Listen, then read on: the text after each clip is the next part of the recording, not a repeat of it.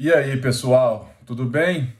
Estamos fazendo a nossa série Atos em Família, de casa em casa, louvando a Deus, porque temos certeza que o Senhor tem falado com cada um de nós, na certeza que Ele cuida, que Ele nos forja, que Ele nos ensina, porque Ele é bom.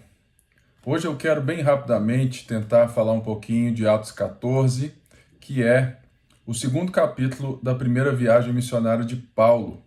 E uma das coisas que mais me impressionou em Atos, nessa jornada de Paulo, desde o começo dela, no capítulo 13, é o foco de Paulo, é a intensidade de Paulo e a intencionalidade de Paulo. Você já viu alguém que é atleta de alta performance?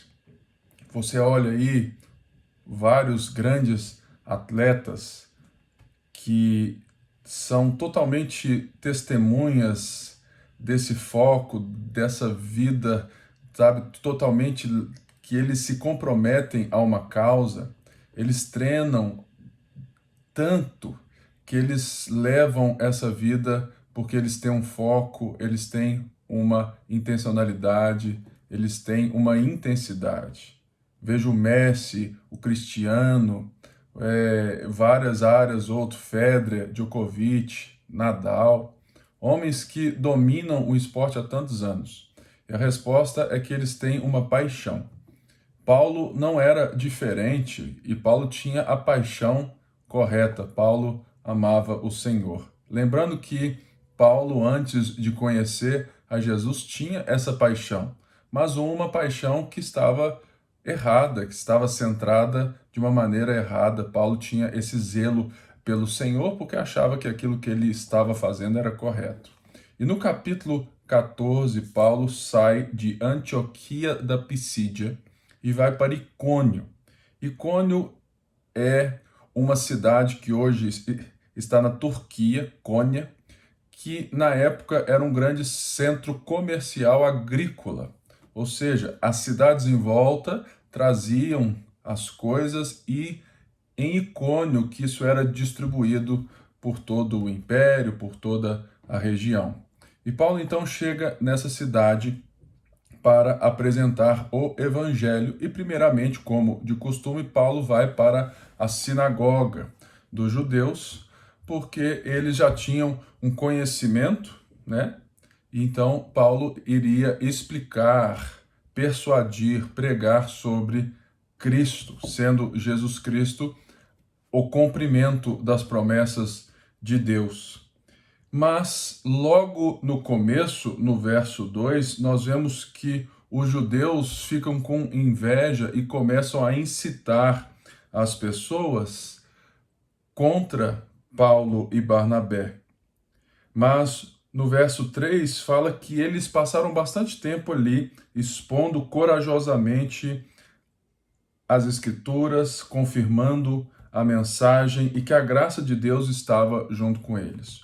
Uma das coisas que confirmava a mensagem de Paulo e Barnabé era aquilo que também estava com os apóstolos. Eram sinais e milagres. Eles ensinavam não apenas aos ouvidos, mas aos olhos. As pessoas viam a manifestação do poder de Deus, da graça de Deus sobre a vida deles e se manifestando em cada pessoa que ia crendo em nome de Jesus.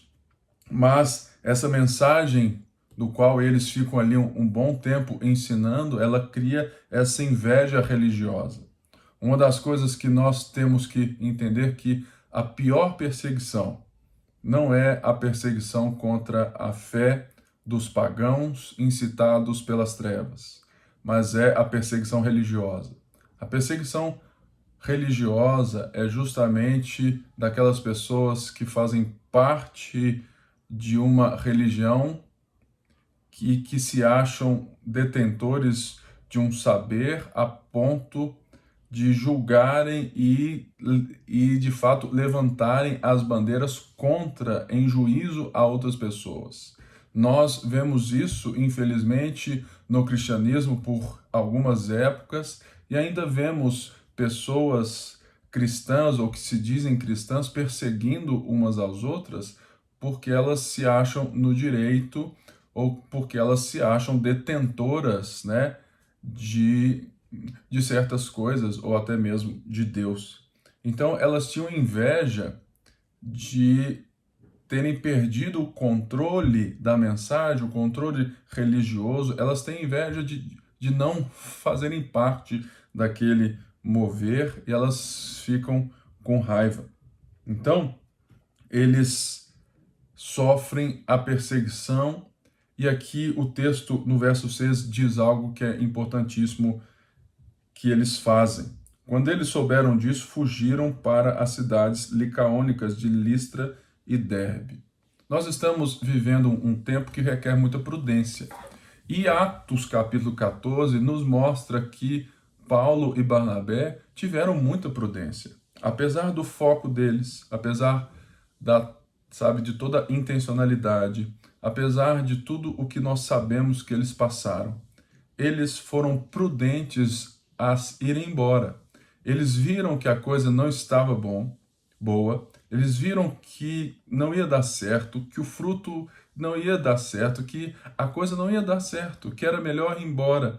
E eles então vão para Listra e Derbe, onde provavelmente não estava nos planos de Paulo, porque Listra e Derbe não são cidades grandes. Paulo tinha claramente o propósito de chegar em cidades grandes, porque dali a mensagem pelos convertidos iria se alastrar por toda a região. Mas Paulo vai para essas cidades que pareciam ser mais tranquilas e que, felizmente, nós vemos que ali Paulo encontra Timóteo, né, um grande homem que ele fez como seu discípulo. E ali diz que eles vão por prudência e lá eles pregam as boas novas.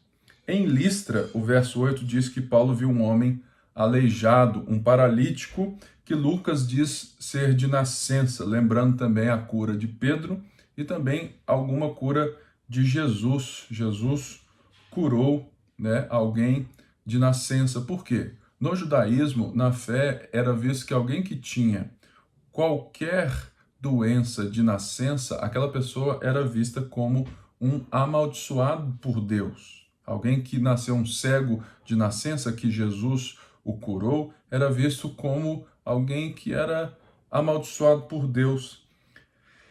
E Lucas relata essa cura a partir de Paulo, Deus vindo e de fato trazendo a cura a esse homem a partir do apóstolo Paulo, quando Paulo tem as mesmas maneiras, a mesma forma de fazer que os apóstolos. Ele olha diretamente como eles olharam aquele homem na Porta Formosa, ele fala ao homem e vê que o homem tinha fé para ser curado e ele diz: levante-se, fique em pé.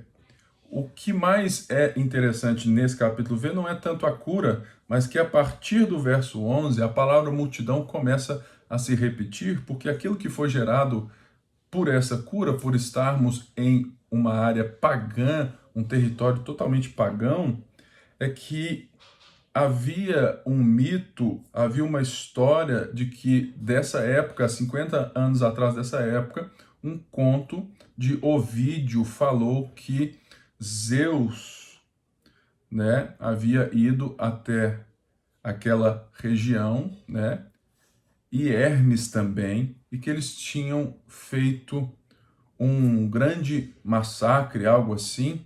Então, quando eles percebem um certo poder divino, eles lembram dessa história, eles trazem isso à tona e eles querem sacrificar para que eles possam ser poupados.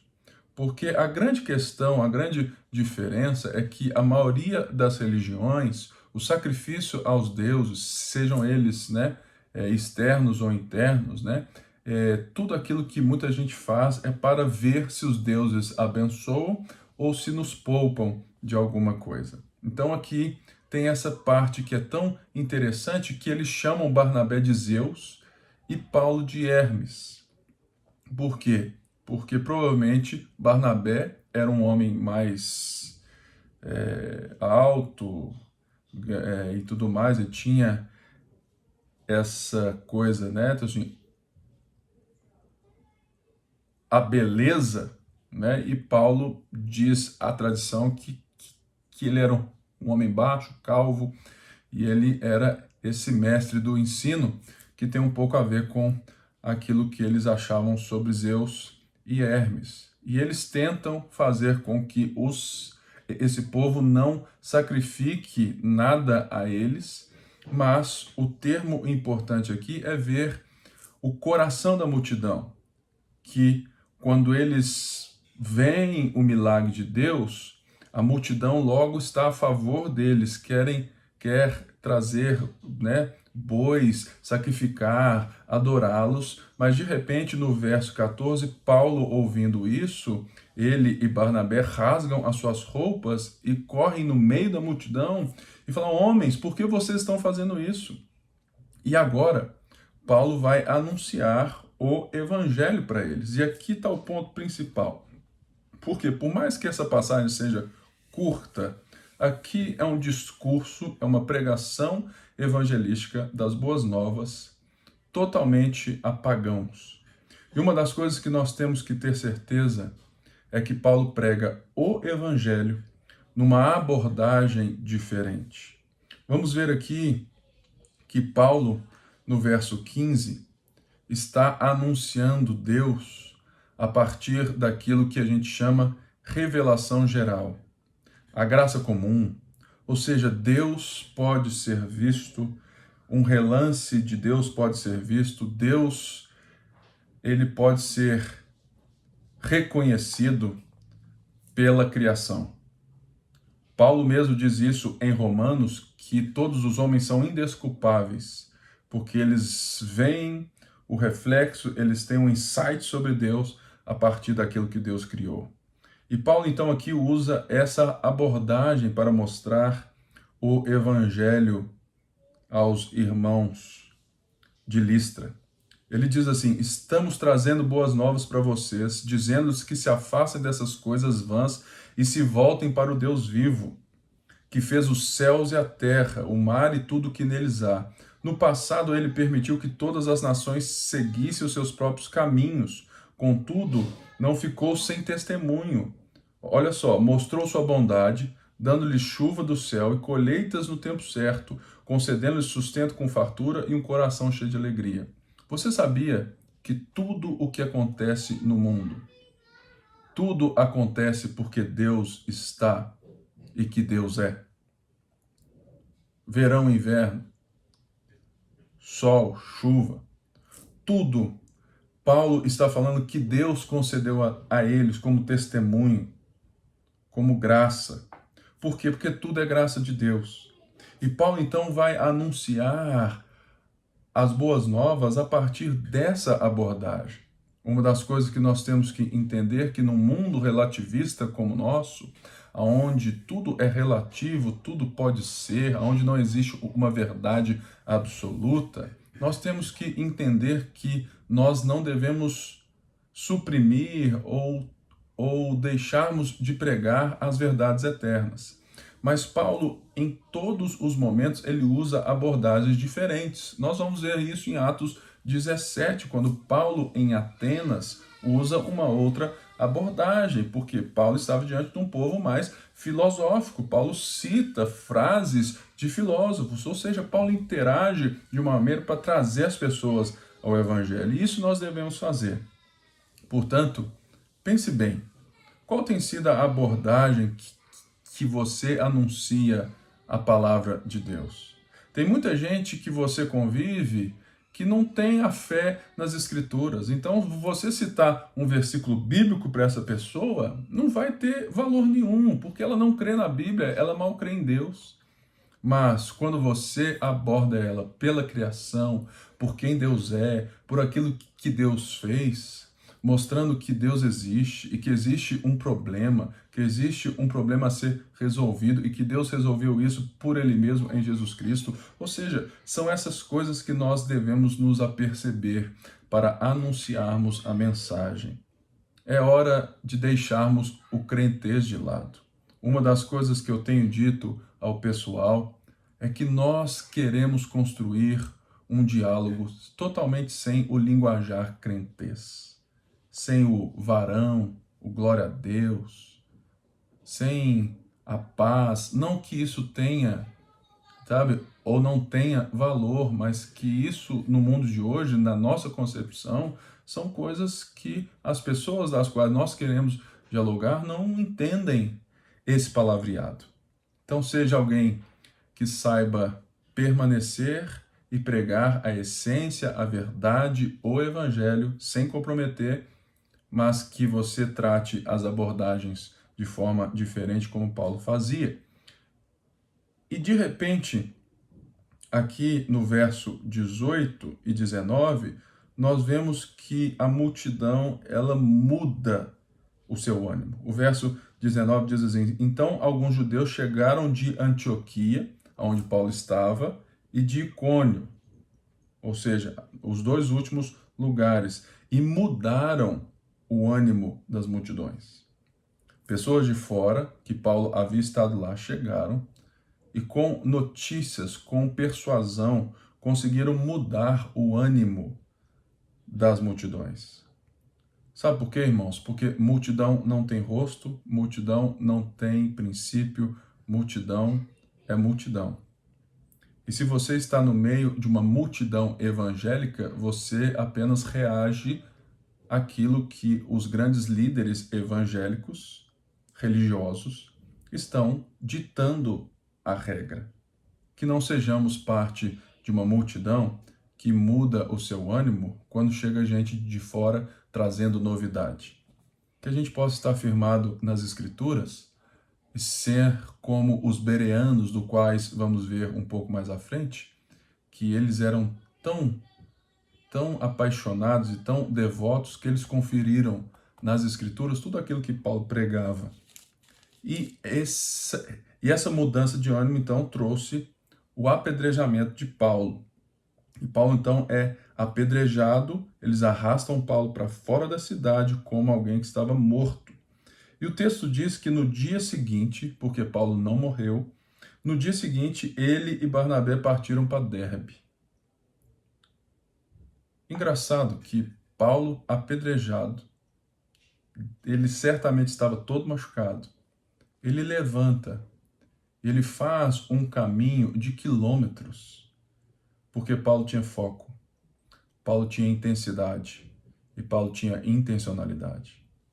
Será que nós temos isso no momento de quarentena? Será que você, por estarmos no 14º dia da nossa série, a metade dela, nós ainda estamos na metade, querido?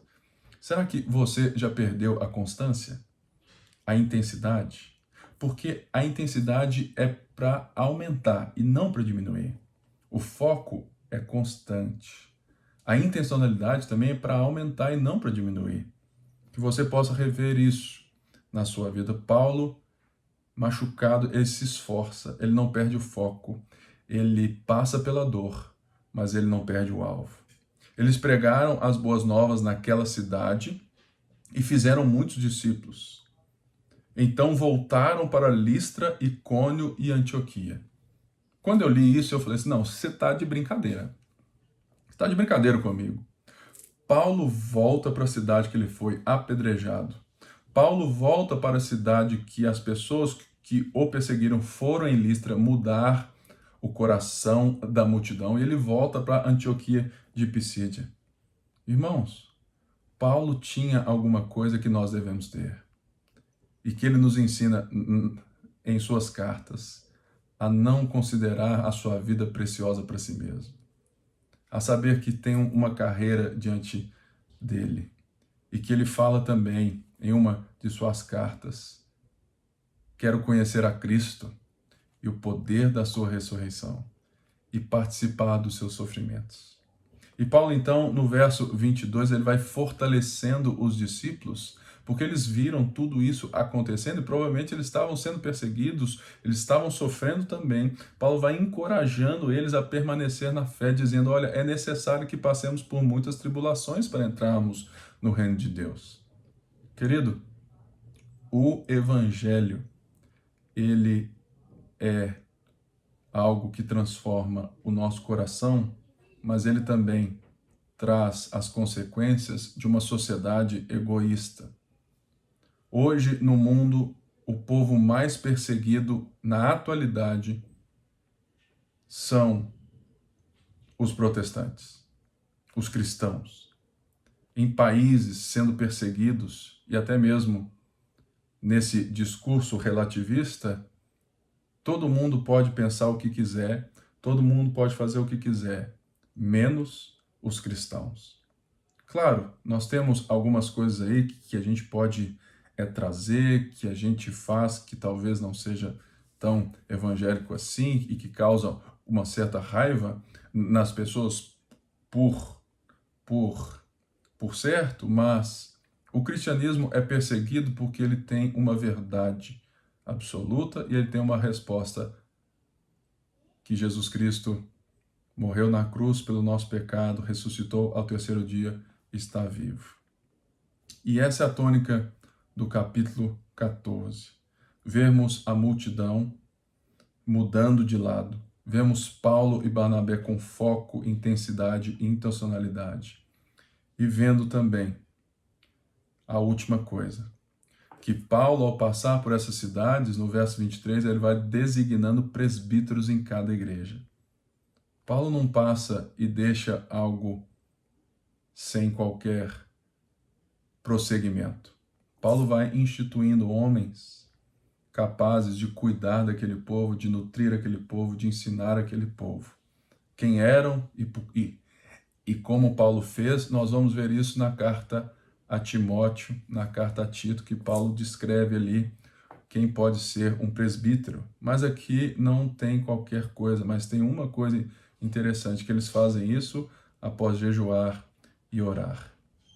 Estar à frente do povo de Deus, instruindo o povo de Deus, é coisa séria. E toda coisa séria, das mais sérias, requer jejum e oração. Eu queria convocar você a tirar algum tempo de jejum nesses dias de quarentena para ouvirmos ainda mais o coração de Deus. Jejum não é algo que eu faço para que eu obtenha algo de Deus. Jejum eu faço para que eu tenha Deus transformando meu coração para que eu entenda o coração dele. Por isso que eu jejuo e oro. Então eles vêm, passam, vão indo embora até chegar novamente a Antioquia da Síria, que era de onde eles tinham sido enviados. E chegando ali, eles reúnem a igreja, relatam tudo e se alegram porque Deus havia aberto a porta da fé aos gentios. É um pouco daquilo que eu vejo no capítulo 14 de Atos e espero que você possa compartilhar também com a sua família. Lembremos, foco, intensidade, intencionalidade. São essas coisas que não nos deixam parar, porque o nosso alvo é Cristo, nós estamos olhando para o autor e consumador da nossa fé. Vamos juntos. Deus abençoe.